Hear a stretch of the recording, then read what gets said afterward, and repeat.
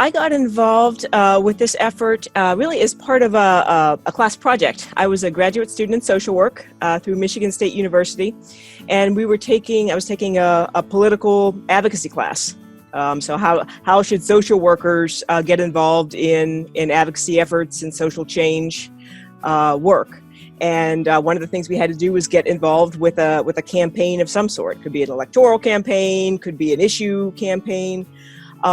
So I got involved really through the National Association of Social Workers, the Michigan chapter, because one of the things they were doing, the Voters Not Politician, they had the ballot initiative that they were going to put on the ballot in fall of 2018. And there was a lot of work that they were going to have to do to educate their members. You know, we want you to vote for ballot proposal 2, really was going to be the goal.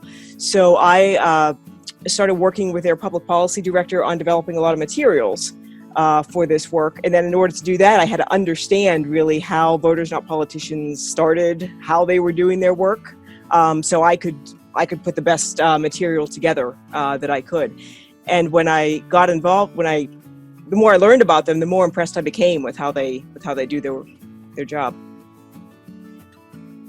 So Voters Not Politicians was began by a woman named Katie Fahey, and it was after the 2016 election when, as I've heard her tell the story, she felt the need to do something, and you know, as so many of us, I think at that time we were trying to figure out, you know, how are we going to have those conversations around the Thanksgiving dinner table, and how are we going to, you know, have conversations with people we know that might hold different opinions than us. Many of us were grappling with those issues, and she said she put out something on Facebook actually to her friends. I want to get involved in changing, you know, the unfairness really of the process. Who's with me? And a couple friends answered, and a couple more, and so on. And really, from a Facebook post, that's how Voters Not Politicians began. It was very grassroots. So redistricting, and I think this is part of what made them so effective, because it's kind of a hard concept to understand, right? It's kind of abstract. Every state has a method, a procedure that they use to draw political boundaries. And so these are boundaries for seats in the United States House of Representatives, the federal level, as well as state representative and state senator for our Michigan state government. And so you don't see these boundaries when you're driving along the street. You know, there's no sign that says you're now entering the 100th Michigan House District. But they're boundaries that, you know, there's a map showing these boundaries. And it's a way of assigning people. So here's my state senator, who's my state rep, who's my congressman. And the problem with how it's been done in Michigan is that it's been done in a way to tilt the favor of elections towards you know, one party or another.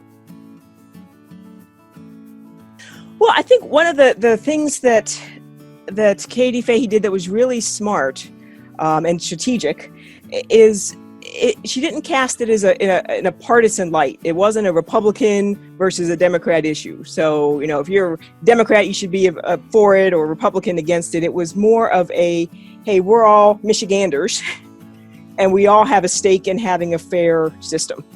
And I thought that was, you know, that was really one of the things that she did was that made Voters Not Politicians so effective. Is it wasn't a partisan issue. And it also helped that in some states, it's the Republicans that have, you know, done what they call gerrymandering, is this unfair redistricting. And other states, it's been Democrats. So you can kind of look at the whole country and see examples where each major party has used it to their advantage. And I think that was helpful as well. So I think when I saw the title of this workshop, I thought Voters Not Politicians really it's a great example of disruptive advocacy, not in the maybe the traditional sense of like civil disobedience, you know, blocking, you know, roadways, but the way they did their work, they were disrupting the status quo. that is unjust and unfair. And they did it in a very effective way using the legislative, the electoral process. So they took one point, I think they took a concept it's hard to understand because it's kind of abstract, and they made it real for people. So that's one thing.